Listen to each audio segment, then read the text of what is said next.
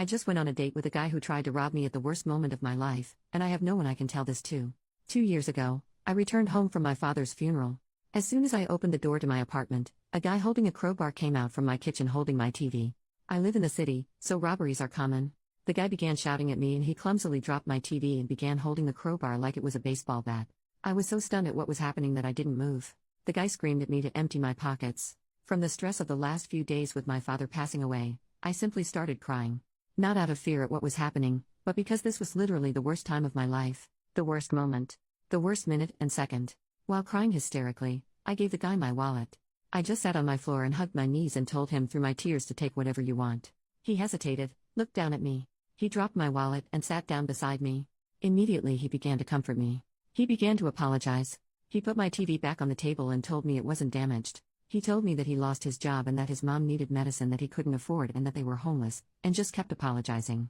He told me all of this while I just wailed. I cried for my father, who was gone. I cried for my future, for it was uncertain, and I cried because my home had been intruded on in the most violent way.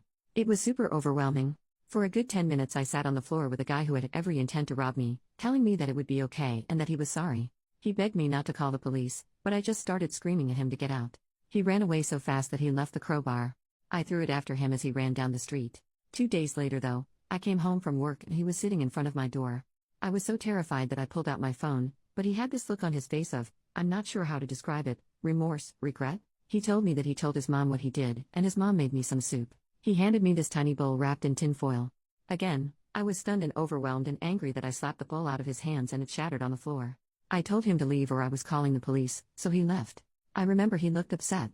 I left the soup and shattered bowl outside my door, almost as a warning for him to not come back. Well, fast forward to about 3 months after that, I got a note in my mail slot from the guy. He told me his mother had passed away and that he was no longer homeless and that he had a job. He wanted to repay me for breaking into my apartment. He wrote down his address and told me that I was welcome to break into his place if I wanted, but he didn't have much stuff. This all overwhelmed me. I threw away the letter, but I remembered his address. I remember walking by there one day, out of curiosity.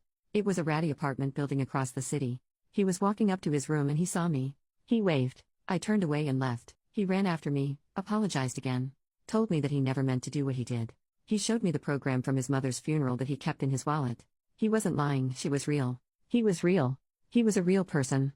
I don't know what it was, but I believed him. We slowly began to grow together as people. I can't even describe it.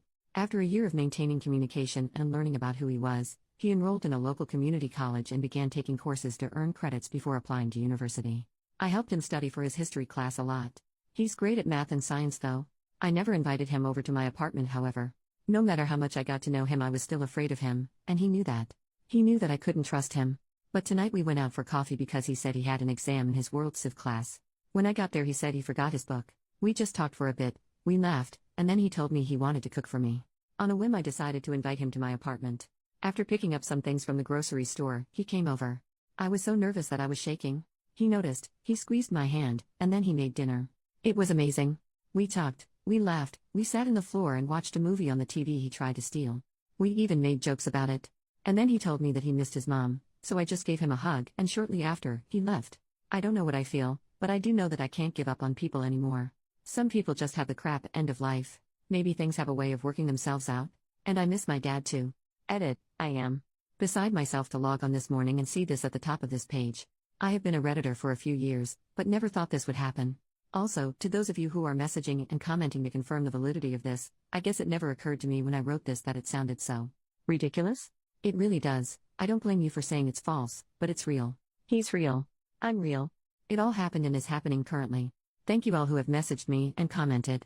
And thank you to the 2 people that gave me gold. This is just insane to me. I'm so grateful. Edit number 2. Sorry for neglecting this. Today has been insane with work and hosting a friend's bridal shower. I want to clarify a few things about this, because I am getting a lot of messages about a lot of different things. 1. People are saying that I am being too trusting of him after what happened. You're right, I suppose. I mean, I live in the heart of one of the most dangerous cities. My friend was robbed just a few years ago and was actually physically injured as a result of it, so me trusting him did not constitute me giving him a hug after he broke in. It was much, much more than that. 2. My dad died of a brain aneurysm in March 2013. He passed away peacefully in his sleep. The thing about my dad though was that he was the most generous, most kindest man in this world. I know people like to say that about their parents, but it's true about my dad. When I was 4, I remember him giving these guys a ride from prison, They were released after serving their sentence, but had to walk to get to where they were going because they didn't have anyone to give them a ride anywhere. My dad picked them up, had them hop in the back of his pickup truck, and took them home. He put his life, and basically mine, at the hands of these people who could have hurt us.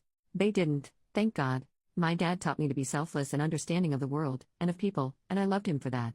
But when I lost him, it shattered me, it turned me into an entirely different person. After my dad died, I became severely depressed and angry. I was angry at everything. I had to take a leave from my job. I teach second grade. All day, I would lay in bed and think about how much I hated God, or whatever higher power, for taking my dad away. Nothing seemed worth it. After the guy, my friend, broke into my apartment, I hated him for a while. I hated my dad for making me so trusting, because I didn't call the cops on the guy. I hated my dad for dying. I hated him for being so incredibly compassionate and better than me. I hated myself for being vulnerable. I just hated everything. 3. The guy who tried to rob me is a person. And of course, I constantly ask myself when I'm with him, what happens if he tries to hurt me? Or rob me again? But the thing about him is that he knows I'm thinking this, and he constantly tries to reassure me. We have grown together as people, as I said. There's a whole 2 years that I didn't post in this recounting because it would be like a novel-length post. Do I like him? I don't think so. I don't think he likes me. I think we both understand, respect and honor the other for our mutual struggles. We're proud of each other, and we're both guilty of things. Me for shutting out my friends, family and students and becoming an awful person after I lost my dad, and him for going to incredible lengths to try and save his mother from experiencing incredible agony in her final moments. 4. I intend to show him this post. I want him to know. He doesn't have a computer or internet, but I think he'll find this humorous. His story is not mine to tell. How his mother died is not my story to tell. What exactly drove him to pry open my front door with a crowbar is not for me to tell. What happened to his family is not for me to tell. But what is for me to tell is that he is a human. He is flawed. God, he's so flawed. But after knowing him, and learning about his life, about his childhood and the tiny little child who used to be so passionate about school and learning as he was, as he told me, I know that he has his story. I have my story too, and you have yours. And although I think it is irrelevant, the thought of even dating after the last few years hasn't crossed my mind. Was I involved in relationships prior to my dad's passing? Yes. One was long-term and had a foreseeable end with an engagement, but things happen. Life happens. I'm meeting with him tomorrow at his work while he's on break to give him some old study materials that I have from a literature class I took in college. It's also normal, and I'm not afraid. My dad was never afraid, so I shouldn't have to be. I choose not to be. Update, hey. So I posted a couple of days ago about how I went on a date with this guy who tried to rob me. This is just a quick follow-up, nothing major. Last night, I showed him the post and some of the comments from you guys. He was a little apprehensive about this place, and the fact that I had shared this with the entire world, but the comments really made him so happy. He wanted me to thank you all, and I tried to get him to make a post of his own, but he thinks it's too weird. Plus, he considers himself a bad speller. I just wanted to update everyone with this little unimportant tidbit. My dad's birthday is in a few weeks.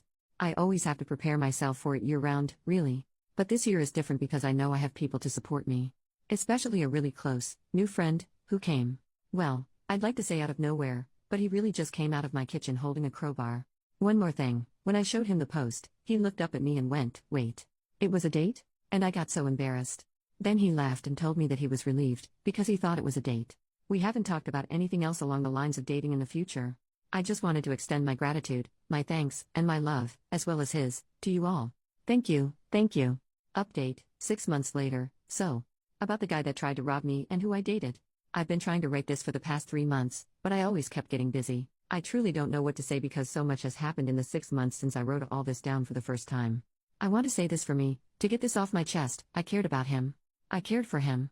I did, I can't deny that. In January, right after the new year started, I got a phone call at 2:30 in the morning from him. He was in jail. He and 2 of his friends were arrested for public intoxication and possession of substance paraphernalia. He wanted me to bail him out. I'm a teacher living on a teacher's salary. I said no, I couldn't, and this is when things fell apart. Before then he and I had been incredibly close. We spent Christmas together.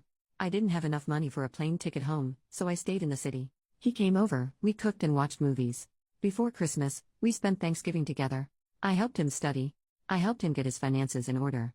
He had no idea how to do taxes and how to do all of the adult stuff, as he said. But I noticed I started doing things I didn't normally do. He would come over in the middle of the night visibly panicked and ask if he could stay with me. I let him, no questions asked. I stopped asking questions because I wanted to believe that he was good and everything was fine. He started asking me that if others asked about him if I would lie and say I didn't know him. This scared me, but I assumed it was about work stuff. I wanted it to be his work stuff. He was released from jail about a week later. He didn't talk to me. I called his apartment. Nothing. I came home from work one day and a woman was waiting outside my door. She looked disheveled. She was wearing a tank top and flip-flops in mid-January in the Northeast. So it was very cold. When I tried to key into my apartment, she started verbally attacking me. She told me to stay away from him. Like she owned him. She told me that she knew what I did to him and that I would get what's coming. She left. I was scared out of my mind, but before calling the police, I decided to call his apartment one last time. He answered and I told him about the woman. He apologized and said that he was seeing her. He didn't intend for her to come over and interfere, but that led me to another question. How did she know where I live? And how many others had he told where I lived? He hesitated before answering. I remember that. He just said he was sorry. I immediately packed an overnight bag, grabbed my most valuable items, and went to stay in a hotel. I used my credit card, my only in case of emergencies card, because I no longer felt safe because of him. I came back to my apartment the next day. Everything was fine. He came over to apologize, but I told him to get out. I started crying. When I'm angry, I cry. He tried to hug me, but I remember picking up a piece of wood. I had a dismantled IKEA shelf to protect myself. I demanded to know what he was doing. He told me he was selling substances and he told me that he had to do it because he knew people that would hurt him. Lies. I guess. I don't know. I told him to get out, never want to see him again, etc., etc. He got angry, threatened to come back with his friends. I was racked with guilt for trusting him. He apologized again and said he was sorry. I was questioning everything about him. I pushed him out and locked the door. The teaching program I'm a part of rotates teachers in and out of schools across the country. Last year I put in a request to move across the country to be closer to home. 2 weeks after this encounter with him, I found out that my request was accepted and I was set to leave in March. My apartment was broken into and vandalized in early February. At night, he would come and knock on my door. I would call the police, but he would always leave before they got there. His guys started harassing me. Nothing was ever stolen, just broken. They broke a glass bottle my dad made for me when I was 6. He knew how much that meant to me, and now it was shattered. The week before I left, I saw him outside my building. I called the police. He was walking over to me, and I remember having this fiery rage in me. It was this impassioned, red, angry heat that washed over me, and I took my keys, which are on a lanyard, and I just started hitting him. I ended up cracking his eye socket. When the police questioned him, they realized he was the one that was harassing me, and what do you know? He was wanted for a myriad of other charges. After he fell down, after I cracked his eye socket with my keys, I started kicking him. I wanted him to die. I really did.